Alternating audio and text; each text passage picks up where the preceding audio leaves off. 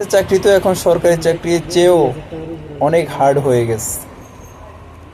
আগে গার্মেন্টসের সামনে গেলেই চাকরি হতো, এখন আপনি গার্মেন্টসের সামনে গেলে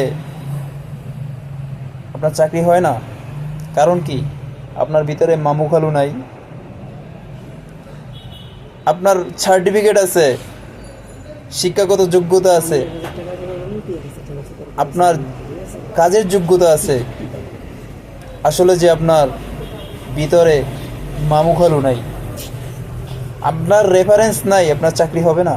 আপনি কাউকে টাকা দিতে পারেন নাই, টাকা দিতে পারেন নাই, আপনার চাকরি নাই। আপনার রেফারেন্স নাই, আপনার চাকরি নেই। গার্মেন্টসটা এখন এরকম হয়ে গেছে। আজকে 2025 সালে যদি হয় এই অবস্থা গার্মেন্টসের, জানি না আমাদের জন্য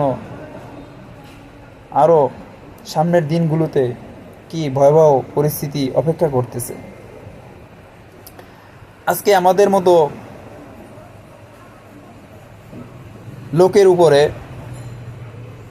একটা ফ্যামিলি ডিপেন্ড করে। একটা ফ্যামিলিতে কতগুলো সদস্য, ওই একটা লোকের ইনকামের উপরেই ফ্যামিলি চলে। আজকে ওই লোকটা বেকার, তার ফ্যামিলি কিভাবে চলে? একটিবার তোমরা যারা গার্মেন্টসের বড় বড় চেয়ারে বসে আছো, একটিবার চিন্তা করে দেখছো? তুমি কি হঠাৎ করে অত বড় চেয়ারে বসতে পারো নাই?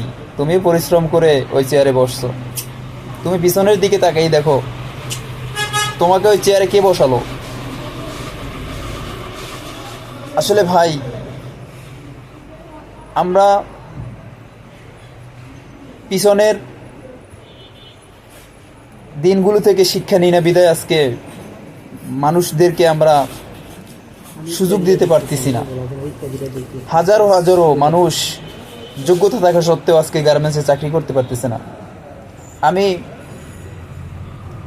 চট্টগ্রাম ইভিজিটে দেখছি কত মানুষ চাকরির জন্য গেটের সামনে অপেক্ষা করতেছে। সে বড় বড় সিনিয়র অপারেটর, সে বড় বড় মাপের লোক, সে গার্মেন্টসে 12 বছর 13 বছর চাকরি করছে, কোনো সমস্যার কারণে চাকরি ছেড়ে বাড়িতে গেছে, আবার চাকরির জন্য আসছে, এখন গেটের সামনে গেছে চাকরি নাই। আসলে যে ভিতরে তার মামু খালু নাই, এটাই বাস্তবতা। আপনি যখন বাইরের জগতে বের হবেন তখন দেখতে পারবেন আসলে বাইরের জগৎটা কীরকম।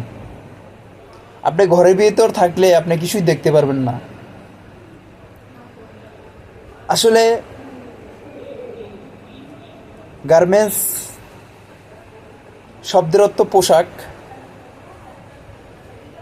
আর এই পোশাক আমাদের মতো মানুষের হাতেই সংস্পর্শেই আজকে এই পোশাকগুলি তৈরি হচ্ছে। আজকে আমাদের সাথে অন্যায় হচ্ছে, জুলুম হচ্ছে, অত্যাচার হচ্ছে। কই আপনাদের চোখগুলো আজকে বন্ধ, আপনাদের চোখগুলো খুলুন। ওই চোখ দিয়ে যে মানুষগুলো আজকে চাকরি পাচ্ছে না তাদের দিক তাকান, তাদের ফ্যামিলি কিভাবে চলে, তারা কিভাবে চলে। আজকে আজকে সুযোগ না পাওয়ার কারণে আজকে তারা খারাপ কাজে লিপ্ত হচ্ছে। আপনি ফেসবুকে, আপনি ইউটিউবে কমেন্ট করতেছেন এ লোকটা খুব বাজে লোক। আপনার মতো লোকের কারণেই তো আজকে লোকটা বাজে কাজ করতে বাধ্য হয়েছে। এটা স্ট্যাটাস দেওয়ার আগে একটিবার ভাবেন না যে এ লোকটা কেন খারাপ হয়েছে? আপনার তো ভাবা উচিত ছিল এ লোকটা কেন খারাপ হয়েছে। তাই আপনাদের চোখের কালো চশমা খুলিয়ে একটুবার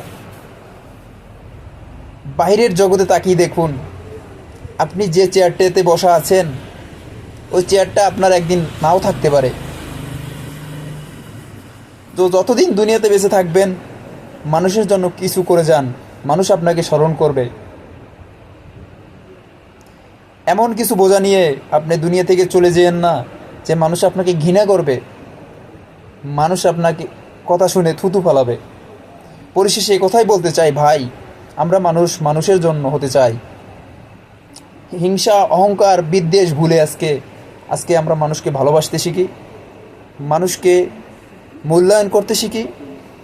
যার জায়গা যেখানে সেই জায়গায় তাকে মূল্যায়ন করতে হবে। হোক সে আপনার বয়সে ছোট, হোক সে আপনার বয়সে বড়। এটাই, এরকম যদি চলে তাহলে আমাদের দেশে হানাহানি, হিংসা, বিদ্বেষ কোনো কিছুই থাকবে না।